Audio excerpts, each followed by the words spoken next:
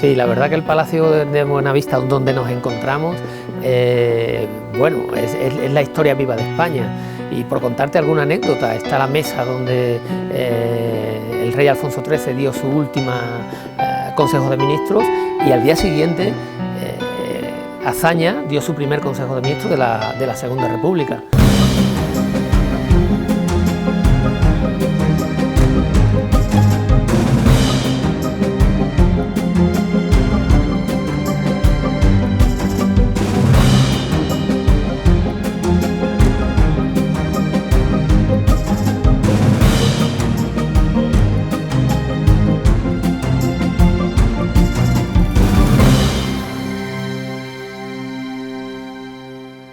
Bienvenidos al programa Diálogos en Tierra, del canal YouTube del Ejército de Tierra.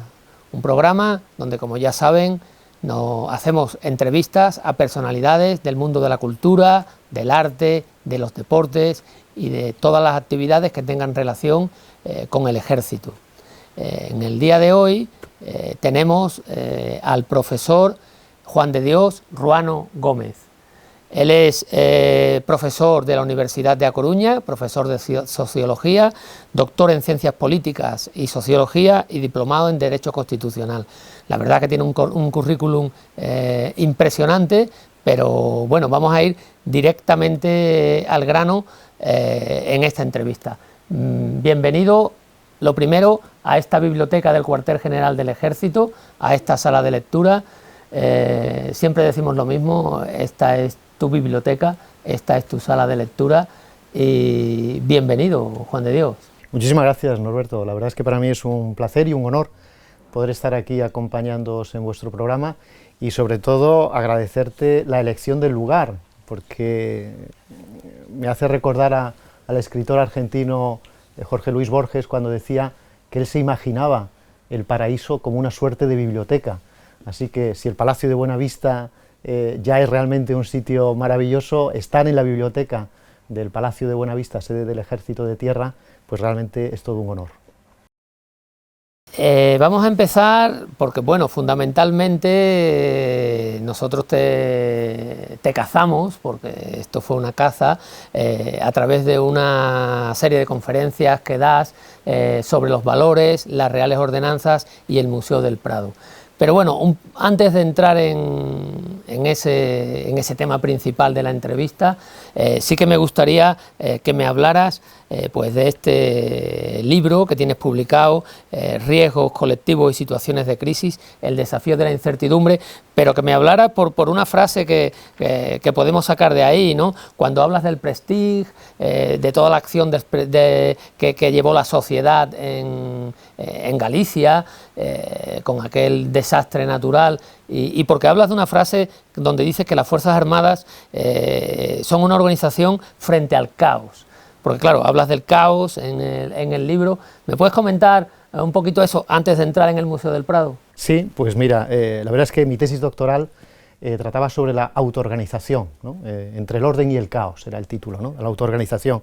Y curiosamente, con ocasión del desastre del Prestige, tuvimos oportunidad de realizar varias investigaciones sociológicas en Galicia, y fue una frase que realmente me enganchó, porque que desde las gentes de Galicia surgiese ese sentido de que las Fuerzas Armadas eran una organización frente a la situación que ellos consideraban caótica de los vertidos, pues verdaderamente fue como un enganche con todos esos trabajos doctorales iniciales que yo había hecho, ¿no?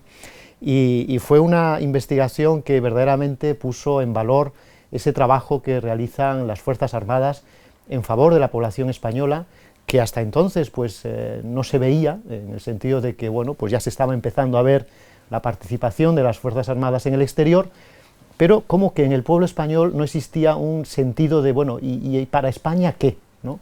Y precisamente ese desastre pues fue la ocasión de que los españoles apreciaran y valorasen aún más a nuestras Fuerzas Armadas y el trabajo que hacen en favor de la seguridad y del bienestar de las poblaciones, como en esta, afectadas por un desastre. Bueno, para nosotros y más después de la pandemia, de este año con Filomena, la Operación Balmis, Baluarte, ahora mandamos un fuerte abrazo a toda la gente de La Palma que está en unos momentos difíciles, pero que seguro que entre todos vamos a salir adelante, donde el ejército está funcionando y que muchas veces vas por la calle y te dicen, bueno, cuando no tenemos a quién llamar, pues hay que llamar al ejército, ¿no? Y eso, pues bueno, ya sabes que nos pasamos la vida haciendo planes y ejercicios para momentos como estos, momentos de misiones en el exterior y momentos como este. Y ahí vamos a entrar ahora, en el ejército. Tu conferencia sobre los valores de las Reales Ordenanzas y el Museo del Prado, esa manera de explicar lo que tienes, ¿por qué eliges esa unión entre Reales Ordenanzas, valores y el Museo del Prado? Que da una sensación, bueno, los valores militares y el arte del Museo del Prado. ¿Por qué eliges eso? Bueno, para los sociólogos, cuando estudiamos la cultura de una sociedad, entre otras cosas estudiamos cuáles son los valores y las normas de esa sociedad. Entonces, cuando un sociólogo se encuentra con valores y con normas, en este caso como las Reales Ordenanzas, ¿no?, que tienen una perdurabilidad de siglos en un pueblo como el español y que se encarnan, en este caso, en las Fuerzas Armadas, pues lo menos que podemos hacer los sociólogos es investigar qué hay, ¿no?, en esos valores, qué hay en esas, tanto de belleza como de bondad, ¿no?, en esos valores, para que pervivan durante siglos en la mentalidad y en la cultura, en este caso del pueblo español, ¿no? Y por eso, si efectivamente los valores de las Reales Ordenanzas, que en su día compila Carlos III, ¿no?, y que tienen más de 250 años y que hoy día lo que se ha hecho es pues un poco ponerlos al día, ¿no?, con palabras del siglo XXI, pero que verdaderamente los principios y valores ya estaban ahí, pues cuando uno los ve y compara también con las pinturas, donde efectivamente uno ve cuáles son los modelos de belleza para el pueblo español, pues uno dice, aquí tiene que haber una relación, ¿no? Y es ahí donde surge eso. Tanto es así, que de hecho, bueno, el Museo del Prado es una de las 3 mejores pinacotecas del mundo, es decir, unos años queda la primera y otros el peor año que queda es la tercera, o sea, que de ahí no baja, ¿no? Y esto es algo que se dice muy pronto, ¿no? Es decir, que los españoles tenemos una de las 3 mejores pinacotecas del mundo. De hecho, si los españoles nos preguntásemos quiénes somos y de dónde venimos, probablemente la mejor respuesta la tendríamos en el Museo Nacional del Prado. Pero hay algo más, es que si los españoles nos preguntásemos, además, cómo nos gustaría ser, entonces, con toda seguridad, la mejor respuesta la tendríamos en los valores de las Reales Ordenanzas. Me gusta eso que has dicho de que el arte da la perdurabilidad de los valores y da memoria y da tiempo y da eternidad. Yo siempre pienso que el arte es lo único eterno, nos vamos yendo, pero lo que han hecho los artistas permanece y vamos a ir a esos valores y a esos cuadros del Museo del Prado que tenemos aquí, que nos has traído en tu ordenador. Vamos a empezar con un valor que para nosotros pues, es importante, y sabes que una de las cosas buenas que tiene el ejército es cuando mandan a formar, todo el mundo forma, todo el mundo lleva el mismo sentido, todo el mundo lleva el mismo eje de dirección, la misma progresión, para que lo que sea planificado salga bien, que es la disciplina.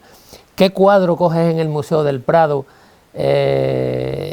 con la disciplina? Y explícanoslo por qué eliges ese y no eliges otro. Efectivamente, bueno, es que además es un cuadro paradójico, en el sentido de que el cuadro que hemos escogido es de Tiziano, es el cuadro más antiguo que hemos escogido para hablar de los valores de las Reales Ordenanzas, y lleva por título Alocución del Marqués del Basto a sus soldados. Pues bien, digo que es un cuadro paradójico porque curiosamente lo que vemos en este cuadro es justamente una escena en la cual el Marqués del Basto, que es entonces el jefe militar del tercio de Lombardía, pues lanza una arenga a sus soldados que se han sublevado porque llevaban ya varios meses sin cobrar su soldada. Y entonces, justamente por su capacidad de persuasión, por su comunicación y por su ejemplo, consigue nuevamente volver a los soldados del tercio de Lombardía a la disciplina. Y la escena que estamos viendo es verdaderamente una lección, le digo yo también a mis alumnos, de teoría política, 400 años antes, ¿no? Y hoy día lo recogen las ordenanzas, ¿no? Pero 400 años antes nos pinta Tiziano una teoría política de la autoridad, ¿no? Y entonces vemos al marqués del Basto con la mano derecha levantada, como cuando pedimos la palabra, ¿no? Que es el gesto clásico de la oratoria. Sí, ¿no? él va, digamos así. Exacto, pero es que justo esa mano no sostiene la bengala o el bastón de mando. La bengala la tiene en la mano izquierda, ¿no? Y cuando un general da una orden, la da con la bengala en la mano derecha, porque la bengala es un palo, en fin, hueco, que viene de la India, de esa misma región, donde los generales o los virreyes introducían el documento o la carta con el poder que el rey le otorgaba para mandar pues, en ese territorio o a esas tropas, ¿no?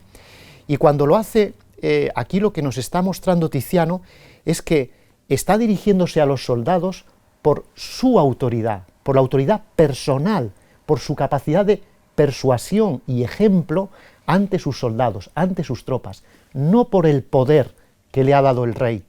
Por eso sostiene la bengala en la mano izquierda. Es más, es que debajo de esa bengala es donde encontramos ya otro elemento que son las picas o las lanzas de los soldados. Claro, ¿dónde está aquí la teoría política? Pues está en que lo más elevado es la autoridad. Debajo de la autoridad reside el poder y debajo del poder reside la fuerza. Por tanto, nos ha hecho perfectamente una pirámide, ¿no?, jerárquica de valores, donde primero es la autoridad, donde esa autoridad domina sobre el poder, que está sometido a esa autoridad y que a su vez gobierna sobre la fuerza. Bueno, pues esto lo recogen las Reales Ordenanzas, pero 400 años antes, Tiziano ya nos pinta toda esa teoría política en este maravilloso cuadro.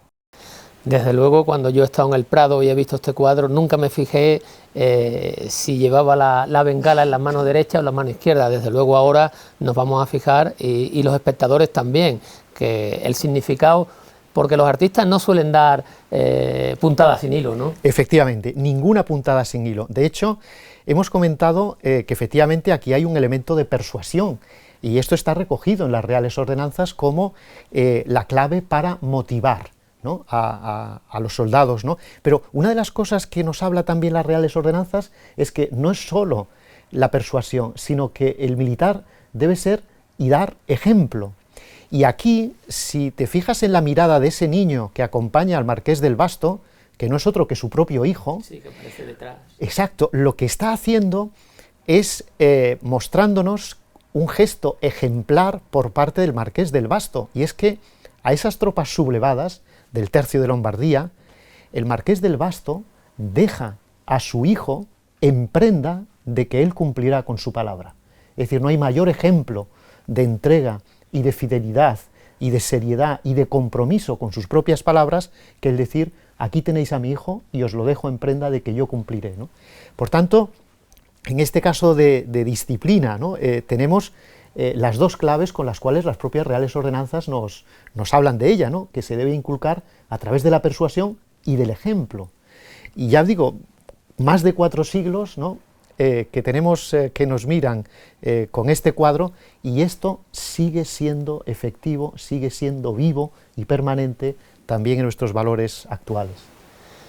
Si continuamos con otro valor, pues bueno, vamos con el del sentido del deber. Vamos a seguir con la D de disciplina, D de deber.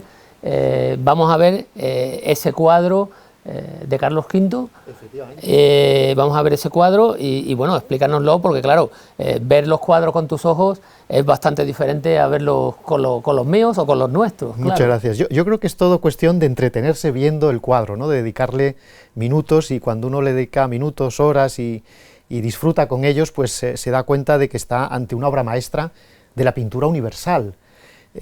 esto es una obra maestra del Museo del Prado, pero cuando el Museo del Prado dice que una obra es maestra para el Museo del Prado, tenemos que pensar que ya es una obra maestra para la pintura universal, porque como hemos dicho, el Museo del Prado es una de las 3 mejores pinacotecas del mundo. Y este cuadro, efectivamente, nos habla del sentido del deber, porque no tenemos a un rey sentado en un trono, ¿no? Sedentario, sino que tenemos la representación de un rey, de un emperador a caballo. Y justamente nos está diciendo que el rey, en este caso, el emperador, su sentido del deber, le dice dónde tiene que estar en cada momento. Y en este caso, al lado de sus tropas que están luchando en la batalla de Mühlberg frente a unos rebeldes, ¿no? Pues bien, este cuadro es el origen del retrato de aparato español. Es decir, a partir de este retrato se inicia toda una serie con la cual se van a representar a los reyes de la Casa de Austria, y todos ellos se pintarán con un caballo, a lomos de un caballo, en una posición peculiar, que nos dice, como comentabas antes, Norberto, de que no hay un pintor que dé puntada sin hilo, pues ese caballo está en posición de corbeta, es decir, con las patas delanteras o con las manos del caballo levantadas, indicándonos una posición muy inestable, que requiere una gran disciplina por parte del caballo para mantener esa posición de a 2 patas, pero también nos habla de la capacidad de gobierno, de llevar las riendas que tiene el jinete, en este caso Carlos V, ¿no? Es decir, que ese aparato que rodea al personaje retratado nos informa, nos dice, nos habla de cuáles son las cualidades, las virtudes y los valores del personaje retratado.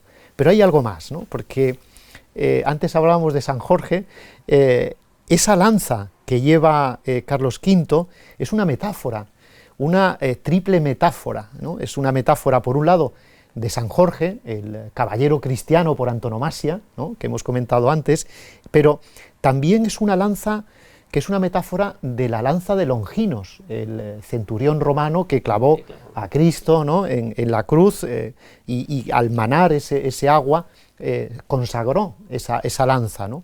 Y la tercera metáfora es que es la lanza del emperador, ¿no? Es la lanza de Marco Aurelio, ¿no?, de los emperadores romanos, porque no olvidemos que Carlos V es entonces ya emperador del Sacro Imperio Romano-Germánico, con lo cual efectivamente nos está aludiendo no solo a las cualidades militares, sino específicamente a su condición de lo que se comentaba entonces que era el miles Christianus, ¿no?, el soldado cristiano. Y tanto es así que en la banda terciada que cubre el peto, que protege el pecho del emperador, aquí no se ve en este cuadro, pero en la armería del Palacio Real se puede contemplar, porque está efectivamente este peto, esta coraza, está tallado en él una imagen de la Virgen María y el Niño Jesús. Con lo cual, insisto, la imagen de este retrato de aparato nos está indicando cuál es el sentido del deber que tiene aquí Carlos V, ¿no? Es decir, el de ser un soldado de la cristiandad. Y hay un detalle que a mí me gusta destacar, ¿no?, en Carlos V, porque siendo el rey más poderoso, el emperador más poderoso en ese momento del planeta, tiene un gesto de humildad, ¿no? Es decir, ese liderazgo, en su caso, en modo alguno era soberbia, ¿no? Cuando está en Yuste, a punto de morir, su corte le dice: Majestad, ¿qué quiere que ponga en su epitafio? Y él, lejos de contestarle, pues, Carlos V de Alemania, primero de España, emperador del Sacro Imperio Romano Germánico, etcétera, etcétera, etcétera, les dice que pongan lo siguiente: Carlos de Gante, soldado del Tercio de Flandes, que siendo un muchacho obedeció a las órdenes del valeroso Antonio de Leiva. Es decir, que quiso pasar a la historia no como un emperador, sino como un soldado que, siendo un muchacho, tuvo como privilegio, como gran distinción, el servir a las órdenes de un valeroso capitán de los tercios. Esto realmente nos indica esa grandeza, ¿no?, que sin embargo nace de la humildad. Bueno, el tercio de combatir a las órdenes en en el tercio de Leiva, de un gran capitán también como Leiva, que por cierto está en los techos, su figura está en los techos del Palacio de Buenavista. Como uno de los grandes capitanes está Hernán Cortés y uno de ellos es Leiva y bueno, desde luego que sí que es un honor, pero sí que dice mucho de un emperador ahora que se cumplen los 500 años de los comuneros, sí. De un emperador que consiguió todo el poder en España y todo el poder en Europa, claro que sí.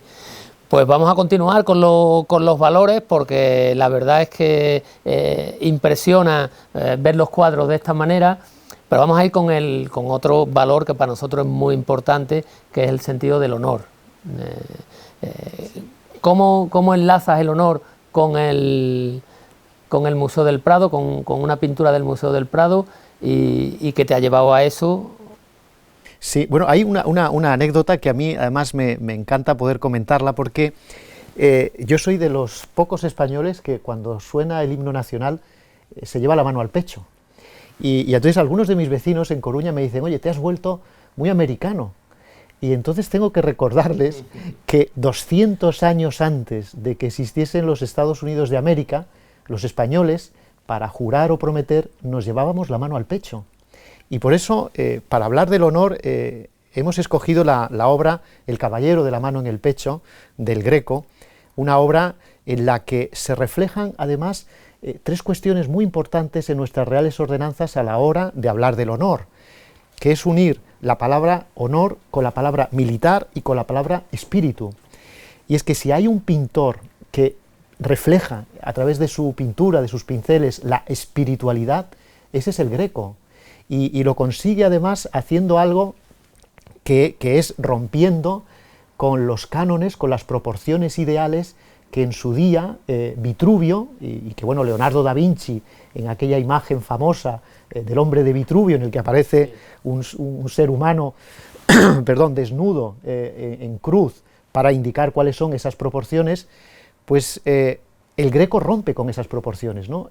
Estiliza las figuras, las alarga, de tal modo que les da una mayor espiritualidad.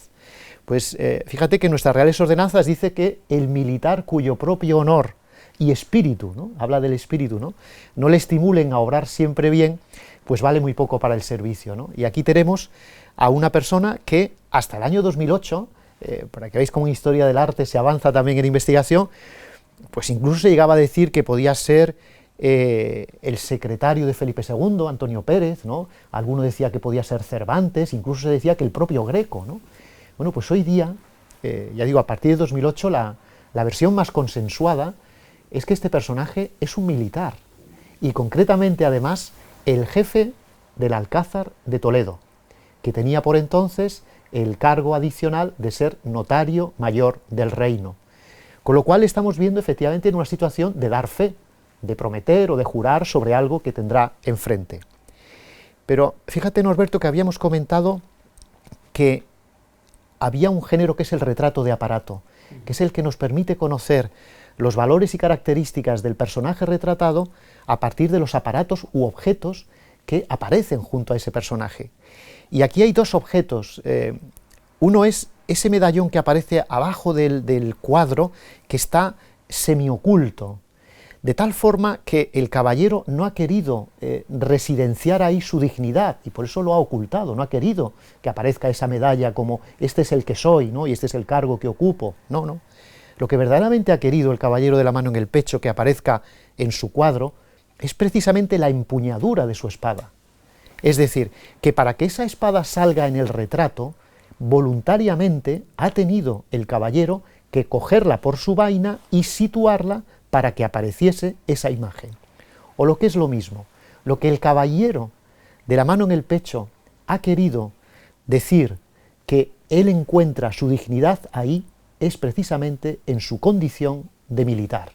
Y esto es algo que, como digo, pues verdaderamente nos enseña sobre los aparatos que rodean al personaje, pero que también nos dice algo sobre su mano, ¿no? Y es que en nuestras reales ordenanzas se dice que el honor es un sentimiento y que el militar español actuará impulsado por el sentimiento del honor. Claro, los sentimientos residen en el corazón. Y precisamente lo que está haciendo el caballero de la mano en el pecho es expresar su compromiso de todo aquello que haga su mano estará ligado con los pulsos de su propio corazón. Es decir, realmente el honor es ese compromiso íntimo, es esa integridad que hace al soldado que está aislado, que nadie le ve, cumplir con su misión. Eso es el honor. La verdad es que sí, el caballero de la mano en el pecho, yo no sabía que era un militar, y bueno, sí que sigo mucho al Greco porque he estado mucho tiempo en Toledo, viviendo en Toledo, allí destinado en la Academia de Infantería, y he ido bastantes veces pues, al Museo de Santa Cruz y he visitado mucho el Greco.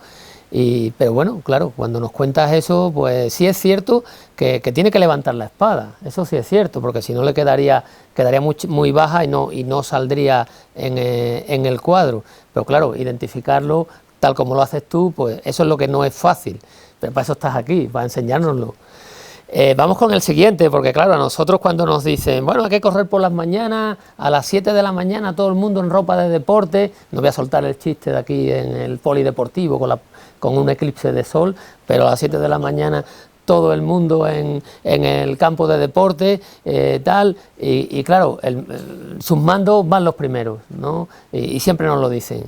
Hay que ir los primeros y tenéis que hacer todo lo que haga, hasta del primer soldado hasta el último, lo tiene que hacer el mando, que es la ejemplaridad. Sí, efectivamente, bueno, para la ejemplaridad hemos seleccionado una obra maestra, una obra ejemplar, como es el cuadro de Velázquez, Las lanzas o La rendición de Breda. Esta semana se ha nombrado al nuevo jefe del Ejército de Tierra. El día que tenga ocasión de hablar con él, le voy a sugerir que además de una mochila, o sea, de la bandera de mochila que se le entrega a los soldados españoles, y que se le entregue también una imagen con las lanzas o la rendición de Breda, porque realmente es un cuadro que habla mucho y muy bien de la caballerosidad, la nobleza y la ejemplaridad del militar español, incluso antes de que existieran los convenios de Ginebra, ¿no? Es decir, en este cuadro podemos ver un gesto afectuoso, un gesto absolutamente novedoso de la rendición de una plaza, donde hasta este momento todas las escenas donde se rendía una plaza tenían, desde el punto de vista pictórico, una composición piramidal, ¿no? Es decir, en la parte del vértice superior estaba la cabeza del general vencedor, montado a lomos de un caballo, y de rodillas estaba el general vencido entregándole las llaves de la ciudad, ¿no? Bueno, pues Velázquez rompe con esa composición antológica o clásica y nos pinta un cuadro en el que la composición es como una especie de 8 tumbado, ¿no? Como una especie de el signo del infinito, ¿no? Donde hay dos grupos humanos, por un lado los soldados holandeses, por otro lado los soldados del Tercio de Flandes, ¿no? En el lado español el general Ambrosio de Spínola, que observa que lleva la bengala en la mano izquierda, es decir, vuelve en este caso a Justino de Nassau, que es el general vencido, vuelve a hacerle un gesto con la mano derecha que es la de su autoridad, no le está dando una orden, sino estaría con la mano, o sea, con el bastón de mando o con la bengala en la mano derecha dándole una orden. No, lo hace con el gesto de su mano derecha, y el bastón de mando, donde reside su poder, lo lleva en la mano izquierda. Pues bien, ese gesto afectuoso de una rendición de una plaza nos viene a poner en lo que es la teoría del Estado, de que el gobernante no debe humillar a sus súbditos, y esto es algo que viene en la Casa de Austria, en la monarquía española, desde la época de Carlos V. Antes hemos olvidado comentar que en ese caballo en corbeta que pinta Tiziano a Carlos V, uno de los consejeros le sugiere que pinte a los pies del caballo, ya que queda ahí un espacio en blanco, sin ningún tipo de figura, a los rebeldes, ¿no?, que ha vencido. Y Carlos V le dice que no, que sus súbditos pueden ser rebeldes, pero que él jamás humillará a sus súbditos. Y esto es lo que vemos aquí en la época de Felipe IV, también rey de la Casa de Austria, mostrar una vez más cómo un general suyo, un general como Ambrosio de Spínola, vencedor, no humilla a Justino de Nassau, porque al fin y al cabo Justino de Nassau y sus tropas son súbditos de la corona española, son súbditos rebeldes de las provincias del norte, pero al fin y al cabo súbditos de la corona española. Y por tanto no existe ese elemento de humillación y por tanto podemos decir que esa ejemplaridad es característica no solo del soldado español, sino de toda una política de Estado de la monarquía española. Pero antes comentabas, Norberto, que los pintores no dan puntadas sin hilo, y efectivamente los grandes pintores como Velázquez pues no dan puntadas sin hilo. Y una de las cosas que podemos observar es que en las neblinas que salen de las lagunas de Breda, que hoy día están desecadas, en esas nubes que aparecen ahí, podemos ver una cruz pintada que nos pone de manifiesto que Velázquez nos estaba diciendo que el trasunto último de esta guerra, de este sitio, no era otro que un combate entre católicos y protestantes. Y esto lo hace Velázquez con esa genialidad que es ponernos una imagen absolutamente insólita, como que es que una cruz justamente aparezca de una niebla, esto es imposible, y sin embargo para el espectador avisado, pues es capaz de localizar esa cruz.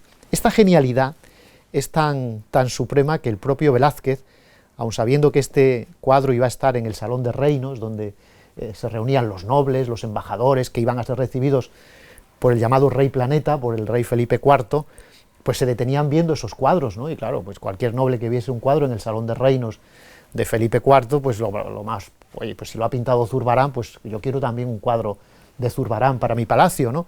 Pero Velázquez no firma su cuadro, no lo firma, coloca, si te das cuenta, en la parte inferior derecha del cuadro, simplemente una hoja desdoblada. Esa es la firma, en este caso, de Velázquez, ¿no? Es decir, un genio de la pintura que nos deja la constancia de que él sabía que los buenos observadores iban a saber que efectivamente una genialidad como esta, una composición pictórica como esta, solo Velázquez podría hacerla. Estamos viendo auténticos genios de la pintura y lo estamos viendo con tus ojos. Para nosotros, iba a decir que es importante, pero no solo es importante. Yo creo que este programa hemos estado, y ya sabes que hemos estado en contacto desde hace mucho tiempo, pero claro, tus compromisos, tus clases en la Universidad de La Coruña, bueno, al final te tenemos aquí y la verdad que estamos asombrados de lo que nos cuentas. Vamos con el siguiente valor, que es el espíritu de servicio. Pues efectivamente, para el espíritu de servicio hemos seleccionado la obra de Mengs, titulada Carlos III, ¿no?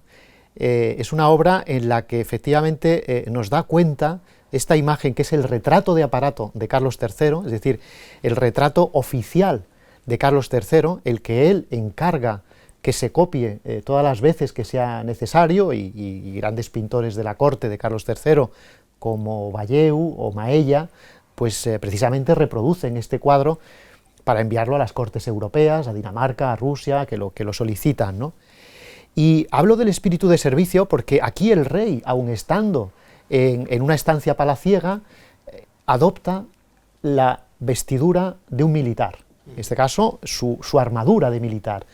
Y por eso hablo del espíritu de servicio, porque verdaderamente el militar puede desarrollar muchas tareas, no solo las tareas en combate, hay tareas también administrativas, hay tareas docentes, son funciones muy importantes, organizativas, y el rey aquí está efectivamente caracterizándose como un militar que como servicio lo que hace es una actividad de organización, en este caso de la administración del Estado. Y si antes comentábamos en el cuadro de aparato, en el retrato oficial de Carlos I de España y V de Alemania, el caballo, fijaros que ya estamos en la dinastía de los Borbones. Aquí ya no hay caballo, aquí ya no hay movilidad, aquí es todo lo contrario. Aquí lo que nos descubren ese rico cortinaje es precisamente una gran columna,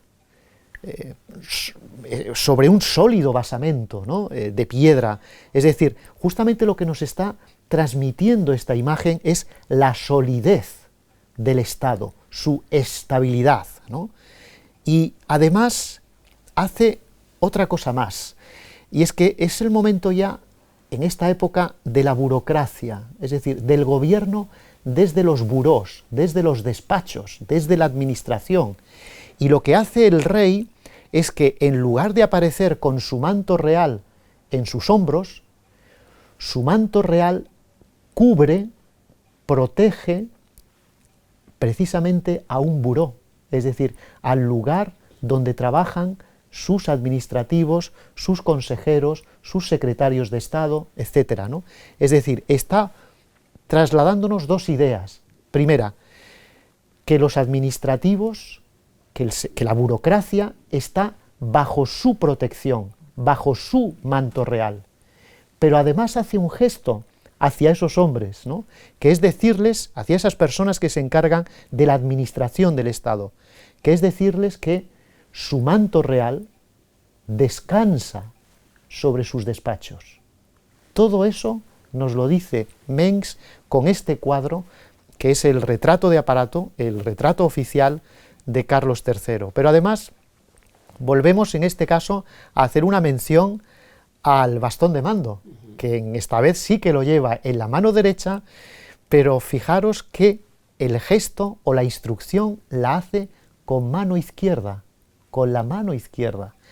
Cómo se gobierna en los palacios es no dando órdenes, sino haciéndolo todo con mano izquierda. Y la instrucción que recibimos, la dirección que nos marca en este caso Carlos III, es con su mano izquierda, con suavidad. Es decir, no es una señal imperativa, sino que es una señal casi de invitación, ¿no? Y por tanto, esa suavidad de los gestos en palacio es también una lección que nos da de cómo se manda, de cómo se lidera en un palacio, en una tarea administrativa, ¿no? Quiero además contar una pequeña anécdota, y es que estuve viendo un vídeo maravilloso del suboficial mayor Pollán, donde recordaba una frase de Su Majestad Felipe VI que decía: mandar es servir, mandar es servir. Y justamente una de las cosas que aquí vemos es que es un servicio lo que está prestando aquí el rey, ¿no? A la corona, a la nación, a la patria. Pues bien, este cuadro, este retrato, es justamente el que aparece en el despacho de Su Majestad el rey Felipe VI, el que aparece a sus espaldas. Por tanto, verdaderamente es toda una lección de cómo se ha de gobernar, ¿no? Con esa suavidad de formas, con esa sutileza y con esa, en fin, sin ordenar muy claramente las cosas, simplemente sugiriéndolas, ¿no? Si Su Majestad el Rey lo tiene en su despacho, desde luego por algo será, y después de lo que nos has contado, pues bueno, has descubierto un poco el secreto de por qué, ¿no? Sí que es cierto que los pintores del Prado van identificando, pues, no solo el espíritu español, el espíritu de la época, porque claro, entre los Austria y los Borbones vemos a través de este cuadro que cómo cambia la sociedad, no solamente el gobierno, porque claro, Carlos III, bueno, y Felipe V, el primero de ellos después de la Guerra de Sucesión, pues nos llevan por esos caminos, ¿no? Yo me gustaría que a ver si te mojas, cuando en la Guerra de Sucesión, porque hablas de Carlos I, hombre, y en Castilla hay mucho comunero, ¿no? De decir, hombre, es que cuando llega el rey Carlos, Castilla, pues bueno, queda prácticamente esquilmada, no digo esquilmada, pero sí que es verdad que a nivel impositivo, y cuando llegan los Borbones también hay otro cambio. ¿Tú con qué pintura te quedarías de ahí? Porque el de Carlos V, en la batalla de Mühlberg, solamente escuchar Mühlberg ya no suena música a los oídos, pero el de Carlos III con ese cambio tan radical, fuera caballo, adelante la burocracia, adelante la centralización, bueno, crean la Biblioteca Nacional, los Borbones hicieron a nivel burocrático, hicieron una gran labor cultural, ¿no? ¿Con cuál de los dos te quedas? Pues es muy complicado, la verdad es que la pregunta es muy buena, pero yo creo que en cada momento de la historia, en esos dos momentos de la historia, yo creo que por fortuna España contó con dos muy buenos reyes, ¿no? Y Carlos V en su momento, o Carlos I de España, fue realmente el rey que necesitaba el reino de España, o los reinos de España, porque efectivamente prácticamente teníamos ámbitos y lugares en todo el planeta, ¿no? Y con Carlos III nos encontramos ya con un tema de estabilización, ¿no? De que el Estado hay que efectivamente desarrollarlo de acuerdo con los patrones ilustrados del siglo XVIII, ¿no? Yo creo que tanto Carlos V en su momento fue el mejor rey, y Carlos III en su momento también para nosotros fue el mejor rey. Por tanto, cada etapa histórica tiene su bondad, y afortunadamente en esos dos momentos nosotros tuvimos esa suerte de tener a Carlos III y de tener, por supuesto, a Carlos V o Carlos I de España.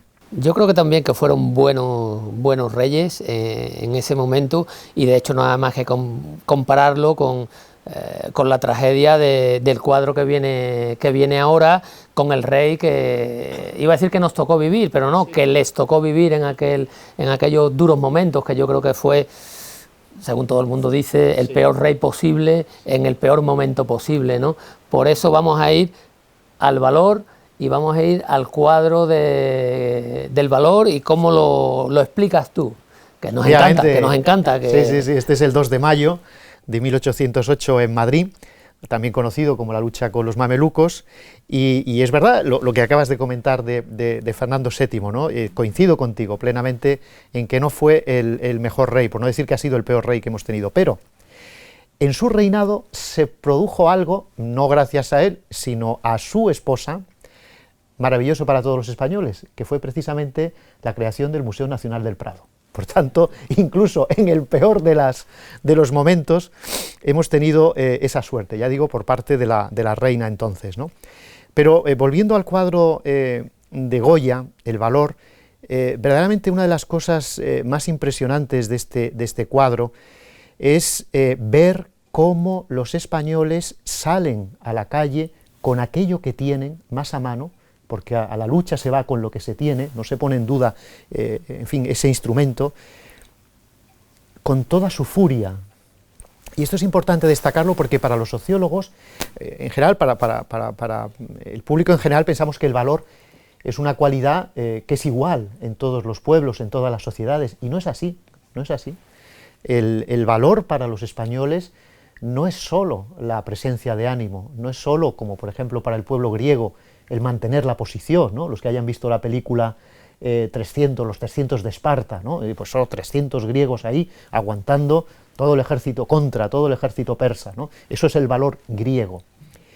Para los españoles el valor no es solo la capacidad de mantener la posición, no es solo la serenidad, es la acometividad, es decir, ponemos un punto más, ¿no? Es decir, no basta solo con estar sereno ante el peligro, como sería en este caso uno de los lemas de la Guardia Civil, ¿no? Sereno ante el peligro, sino también la acometividad, la capacidad, la moral de victoria, el salir al frente con todo aquello que se tenga, y esto es algo que Goya nos lo expresa de una manera genial en esta obra, porque no es solo, aunque se titule el cuadro el 2 de mayo de 1808 en Madrid, no son solo madrileños los que están aquí.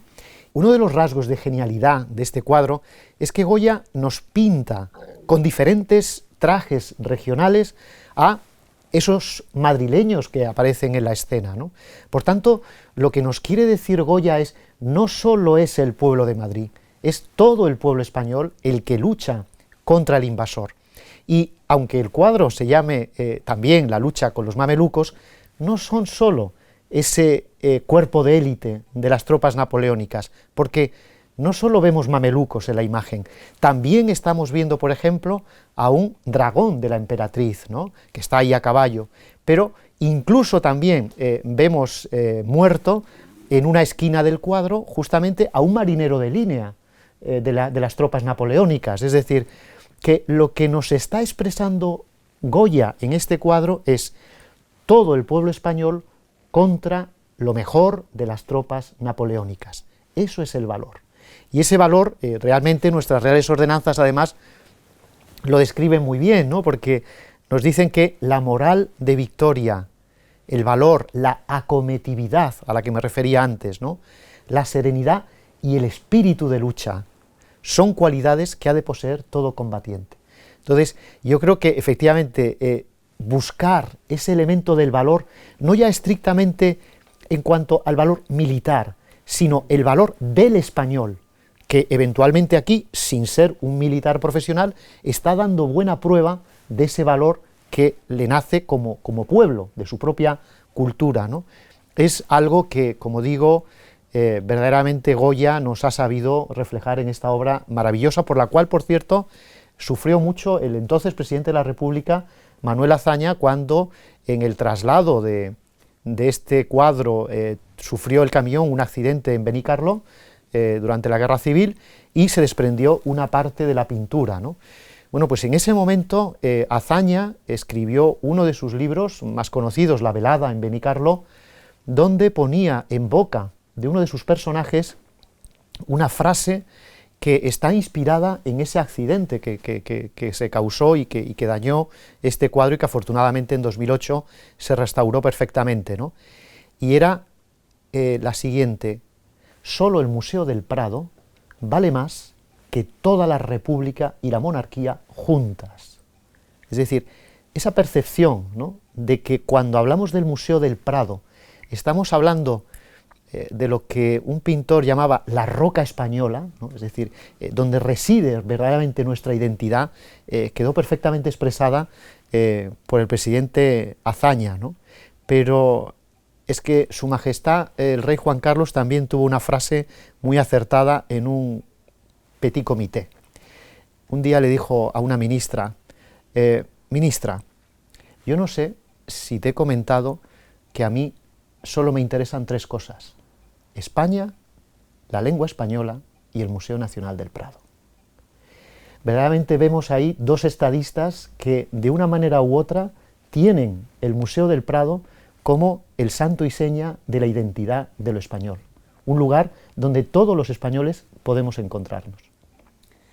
Desde luego, con esas dos frases de Manuel Azaña, de su velada en Benicarló y de Su Majestad el Rey Juan Carlos, sí que queda, como dices, el resumen de todo. Y en cuanto al valor, sí que hablas de, pues eso, la cometividad del pueblo, no de Madrid, de todos los españoles, como bien refleja Goya ahí, vistiéndolos con los diferentes trajes regionales, porque cuando los militares hemos estudiado en las academias, pues siempre hay los principios generales y los principios fundamentales de la doctrina, y el primero siempre es la voluntad de vencer. Si uno no va con voluntad de vencer, no sirve de nada, y yo creo que lo refleja bien, ¿no?, la voluntad del pueblo español, cómo refleja ese valor, pero por la voluntad de vencer que tienen, ¿no?, que se tardaron 8 años, pero bueno, nosotros también, como decían en Afganistán, vosotros tenéis el tiempo, nosotros los relojes, perdón, vosotros tenéis los relojes, nosotros el tiempo, pues aquí en España nosotros también tenemos el tiempo. Vamos a continuar con el espíritu de sacrificio, porque claro, tenemos muchos hechos de sacrificio en la actualidad. Ahora mismo estamos trabajando con un especial en el periódico Tierra de los 102 fallecidos en la misión de Afganistán. Hemos tenido 23 durante la guerra de Bosnia. Para nosotros, cuando hablamos de espíritu de sacrificio, sabemos cuál es el significado de eso. Y ahora me gustaría que nos lo explicaras, espíritu de sacrificio, con un cuadro del Museo del Prado, claro. Para el espíritu de sacrificio, la obra que hemos escogido es la de Mariano Fortuny, La batalla de Wad Ras, episodio de la Guerra de África. Es una pintura austera, y el espíritu de sacrificio, curiosamente, también se forja en la austeridad, en la abnegación cotidiana, ¿no?, del militar español. Bueno, pues en este caso el pintor además nos da cuenta de ese espíritu de sacrificio, en este caso concreto, de las tropas de voluntarios catalanes en la guerra de África, que participan en un episodio verdaderamente valeroso, sacrificado, donde la vanguardia de las tropas españolas se ve sorprendida por un ataque de la caballería del sultán y necesitan hacer un repliegue, y en ese repliegue son los voluntarios catalanes los que aparecen para parar y vencer a esa caballería del sultán, ¿no? Por tanto, ese sacrificio, esa situación verdaderamente complicada, ¿no?, en la que los voluntarios catalanes hacen esa muestra de valor, ¿no?, y ya digo, de abnegación por salvar a sus compatriotas, pues efectivamente queda muy bien reflejada en esta obra. Es una obra además que está hecha en un material modesto, austero, ¿no?, como de alguna manera es también característico y consustancial al espíritu de sacrificio, ¿no? Es papel pegado sobre cartón, pero no se trata de un boceto. Es importante decirlo porque, a pesar de que es muy difícil delimitar las figuras, cada una de ellas, Fortuny hizo decenas de bocetos y de croquis de esa batalla que él mismo personalmente contempló el 23 de marzo de 1860. Él estuvo presente en este momento. Hay que decir que era militar, era de artillería, tenía estudios, voy a soltar el chiste, y bueno, llegó al grado de comandante y la pintura le llamó, la vocación por la pintura pues le llamó a eso, y para nosotros Fortuny es uno de nuestros grandes militares, claro. Pues realmente supo captar ese carácter épico, ¿no?, que hay en esta pintura, y lo hizo, ya digo, intencionadamente abocetando su obra original, porque hay bocetos y además podemos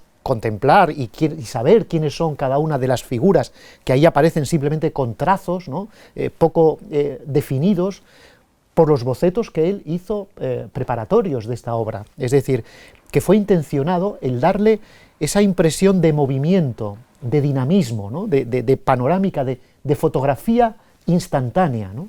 Entonces, esa voluntad de abocetamiento, de decir, bueno, señores, cuando estamos en plena refriega, en pleno combate, aquí hay poco margen para las finuras, ¿no? Y entonces, a pesar de eso, de esa idea, esa voluntad de abocetamiento, sí que nos describe y sí que podemos observar y descubrir por sus bocetos que nos pinta a el momento en el cual efectivamente no solo los voluntarios catalanes, que en este caso al mando del coronel Fort, salen a cubrir el repliegue del resto de la vanguardia española, sino que nos pinta, y podemos adivinarlo por esos bocetos, al coronel Fort en un momento en el cual su caballo, que ha sido efectivamente abatido, pues él, sable en mano y con la pistola, continúa en la batalla, y bueno, pues ese detalle que Fortuny, como digo, contempló verdaderamente en su momento, pues aquí nos lo transcribe con una idea de modernidad pictórica que se adelanta a su tiempo, ¿no? Y también hace un pequeño homenaje, si me permites, Norberto, decirlo, a la pintura española, porque una de las cosas que desde la época de Tiziano quedó en la pintura española característica era lo que se llama la pintura de manchas. Es decir, la pintura española, por ejemplo, respecto a lo que fue la pintura flamenca en su día, una de las cualidades, de las notas específicas, pasó con Velázquez, ¿no?, pasó con el Greco, con Goya, por supuesto, también, y ahora aquí también con Fortuny, es lo que llaman pintura de manchas. Es pintura que se hace sin un dibujo previo que luego coloreas, ¿no?, como aprendemos nosotros dibujo en el colegio, ¿no? No, es directamente, aplicamos esa mancha de color, ¿no? Bueno, pues eso es característico de la pintura española, por ejemplo, frente a la pintura flamenca, ¿no?, que es mucho de más dibujo, ¿no?, de más delinear, ¿no? Entonces, bueno, pues ese doble homenaje está aquí.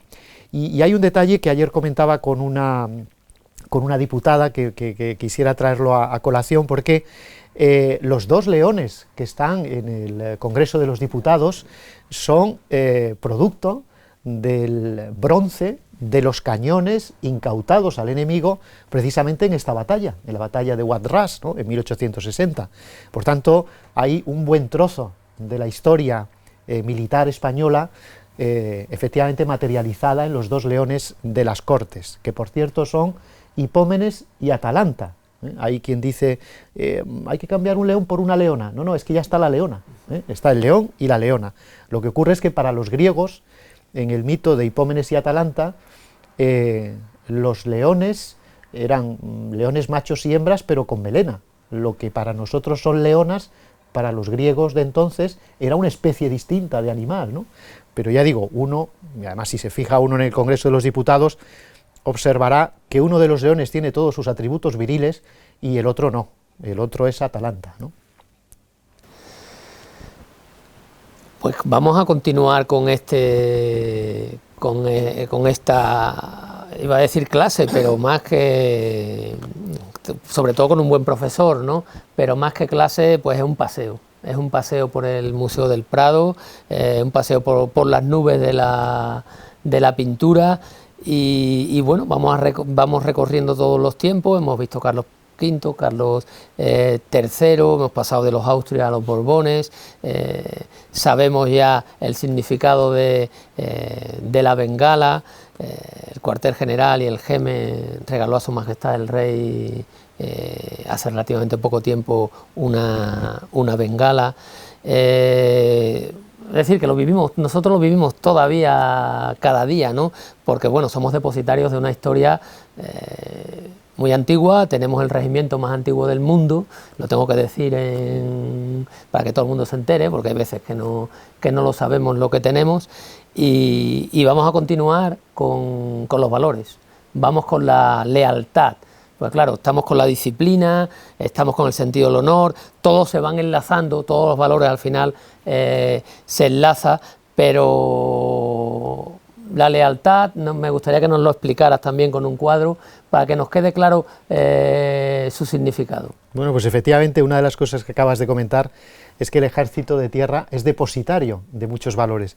En este caso, además, para hablar de la lealtad, vamos a referirnos a un cuadro que está en depósito en el Museo del Ejército, siendo del Museo del Prado, con lo cual es buena muestra de este carácter de depositario de valores y también de belleza que tiene nuestro Ejército de Tierra, ¿no?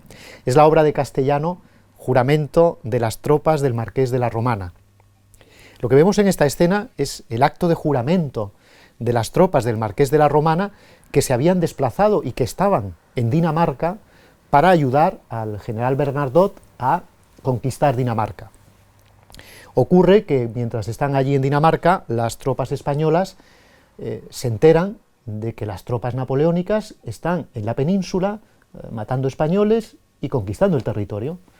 Naturalmente los españoles dicen lo que nosotros tenemos que hacer por lealtad y por compañerismo es unirnos al resto de nuestros compatriotas en la península y combatir contra las tropas napoleónicas. Y eso efectivamente es lo que se juramentan aquí en este cuadro. Al fondo vemos las naves que van a tomar para regresar a la península y luchar contra las tropas napoleónicas, pero en este cuadro hay un detalle que a mí me gustaría contar, ¿no? Y es que 700 de estos soldados quedan para proteger el embarque del resto de las tropas españolas en Dinamarca para su regreso a la península. Esos 700 españoles son apresados por las tropas napoleónicas que los encierran en un campo de concentración en Alemania. Y cuando Napoleón decide invadir Rusia, les hacen, como decía aquella película, una oferta que no pueden rechazar, y es que les dicen: tenéis dos opciones, o bien os fusilamos aquí a todos, o bien nos acompañáis a Rusia a conquistar Rusia, ¿no? Como buenos soldados van a combatir, pero como españoles realizan una serie de peripecias en Rusia que, aunque Napoleón termina condecorándolos y dándoles la guardia de honor del Kremlin, Napoleón termina sospechando que de un modo u otro estos soldados españoles le han tomado el pelo a las tropas napoleónicas. Y ese episodio está muy bien contado, si me permites, Norberto. Sí, claro que sí. En esta obra de Arturo Pérez Reverte, La sombra del águila, que yo no voy a destripar, no voy a desvelar, porque realmente es un libro en el cual Arturo Pérez Reverte nos cuenta qué hacen estos 700 soldados españoles en Rusia, cuáles son sus peripecias, y ya digo, tiene episodios verdaderamente divertidos con los cuales el lector se va a solazar y a comprobar que 200 años después los españoles seguimos siendo igual, seguimos haciendo las mismas cosas, seguimos riéndonos de lo mismo y somos capaces de volver a hacer lo mismo, ¿no?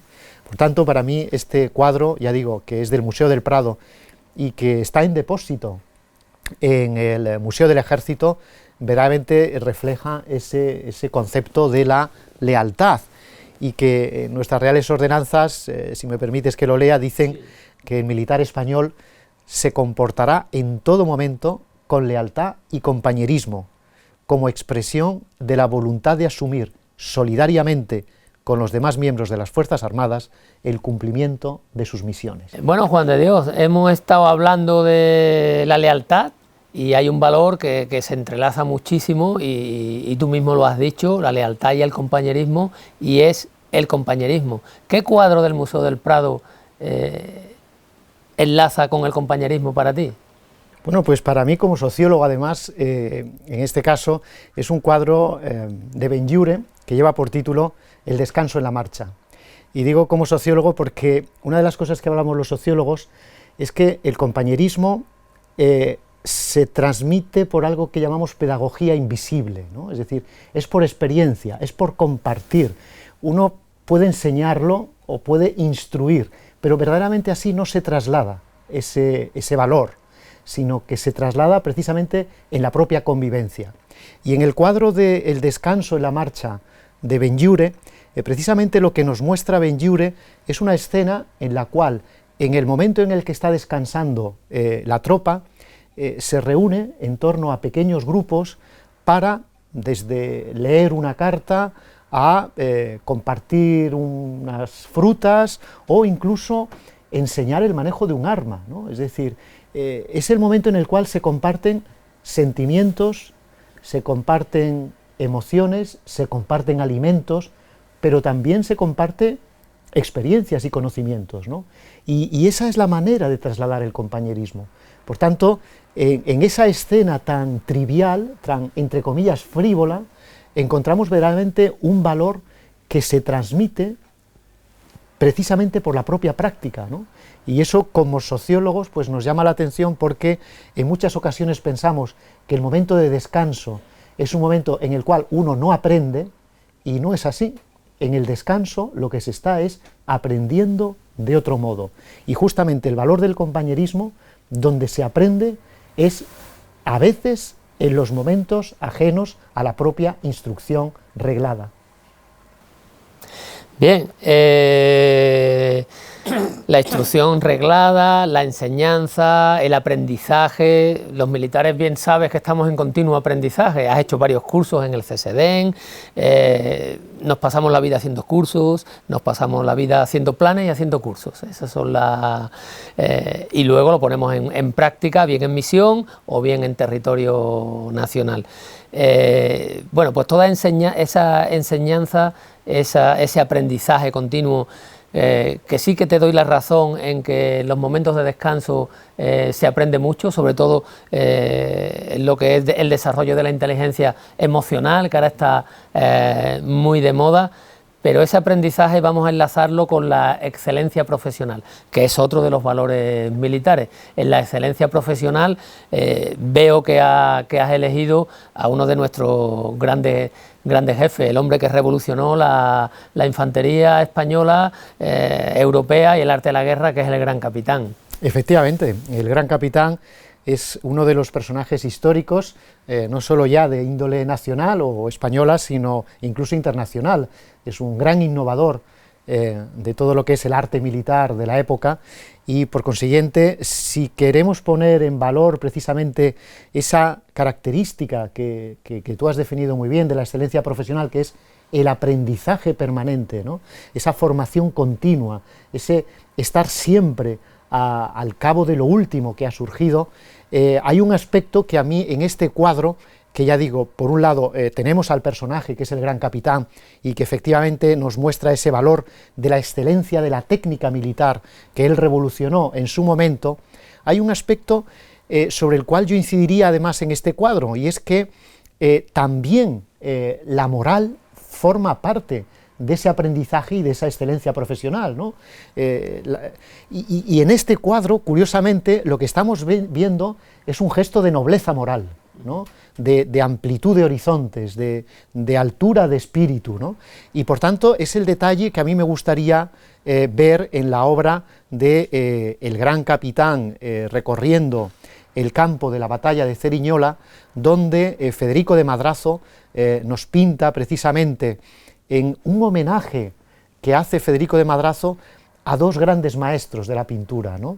En este caso, si te das cuenta, en la parte izquierda de la pantalla o del cuadro podemos ver una alusión a las lanzas de Velázquez, ¿no? Entonces aparecen ahí las tropas españolas precisamente con sus lanzas, pero en la parte derecha de la pantalla tenemos otro homenaje muy claro que nos hace aquí Federico de Madrazo, que es al Greco. Decías antes que has paseado mucho por Toledo, pues la obra de El entierro del conde de Orgaz, efectivamente esta es una clara alusión, que en este caso no es ya el conde de Orgaz, sino el duque de Nemours, ¿no? Que en la batalla de Ceriñola perdió la vida, era el adversario, el enemigo de las tropas españolas, y sin embargo a la mañana siguiente, cuando el gran capitán con sus oficiales y sus tropas recorre el campo de Ceriñola y efectivamente ve pues el cadáver del duque de Nemours, pues le rinde un pequeño homenaje y lo vemos conteniendo la fuerza de su caballo, ¿no? Es decir, deteniéndose ante lo que él considera un gesto de nobleza, ¿no? de compasión ante el enemigo, ¿no? Y en ese sentido volvemos nuevamente a tener nuevamente esa emoción de decir la caballerosidad del militar español que ante el enemigo ya vencido es capaz de mostrar sus respetos, ¿no? Y todo eso lo hace con ese gesto en la mano del gran capitán, por un lado de sorpresa, de mano abierta, ¿no? De transparencia, de sinceridad, que está en esa mano, y por otra parte de contención de la fuerza del caballo, ¿no? Que ante el enemigo casi que bueno, las crines se le ven moviendo, ¿no? y quiere como levantarse, ¿no? Y esa fuerza de contención por un lado y de sinceridad expresiva con la otra mano, Federico Madrazo ha sabido trasladarla en esta pintura que, como digo, no solo nos muestra la excelencia profesional de quien conocemos que fue el gran capitán, sino también su excelencia moral, que es una de las cualidades también del militar español.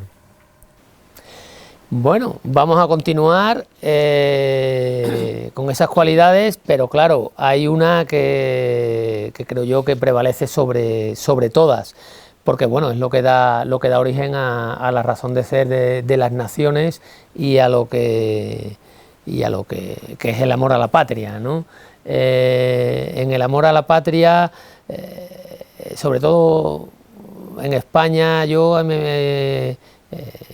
hay un poema que me gusta mucho de José Emilio Pacheco, ¿no?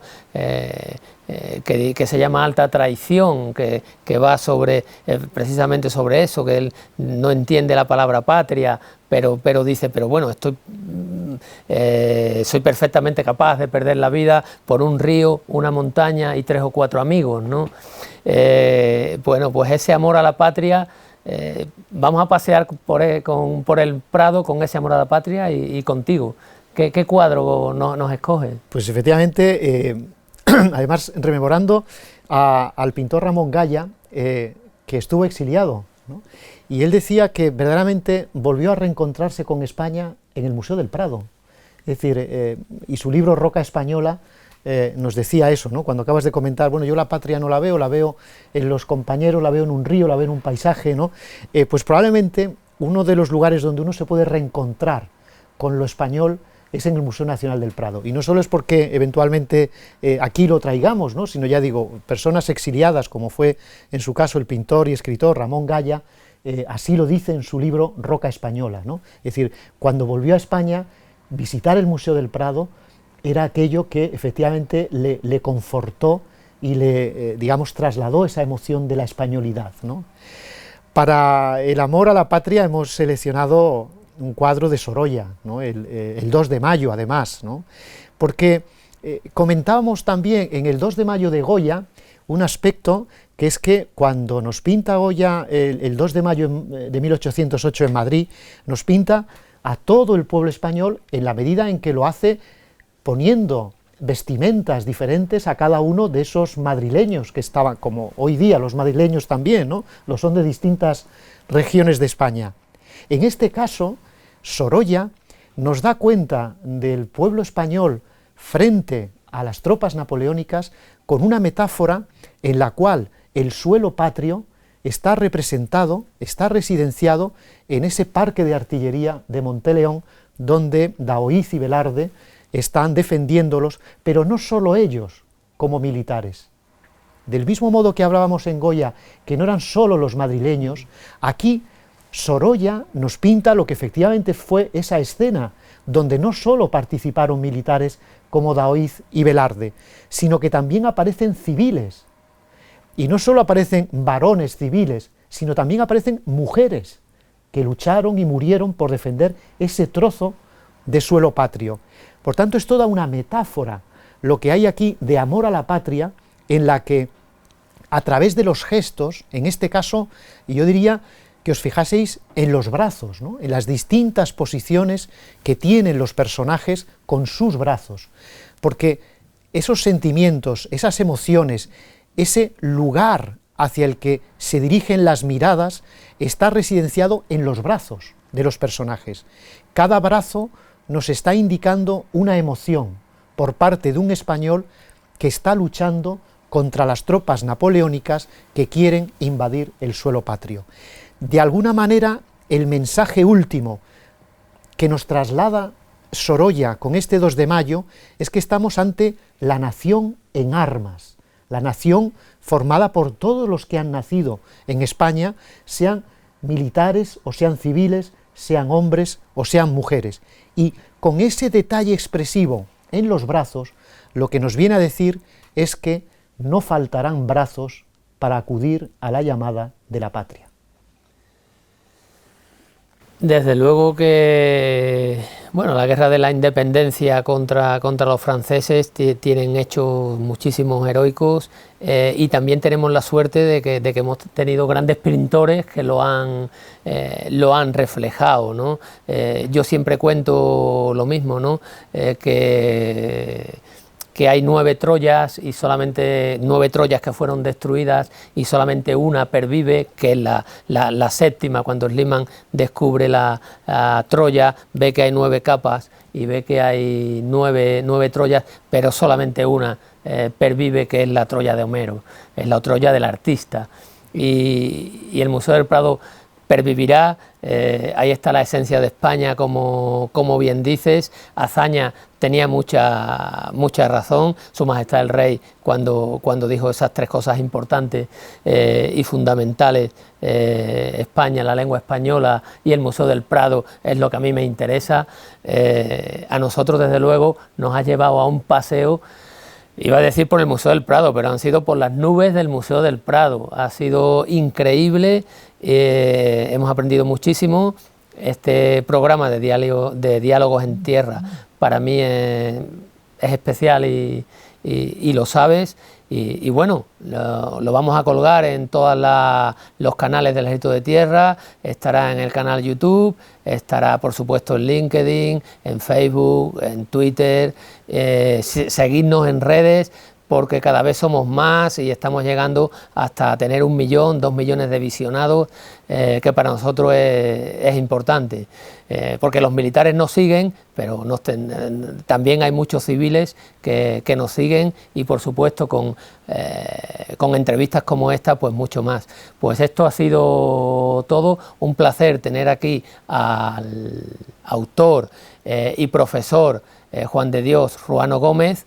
Esta es tu casa, este es tu cuartel general. Siempre terminamos igual, porque el jefe me lo ha dicho muchas veces cuando alguien visita el palacio y dice: no, esto es de todos los españoles, esta es vuestra casa, no es nuestro, nosotros somos militares que estamos aquí de paso, lo cuidamos con mucho cariño, pero esto es de España y de todos los españoles. Este es tu cuartel general, esta es tu biblioteca.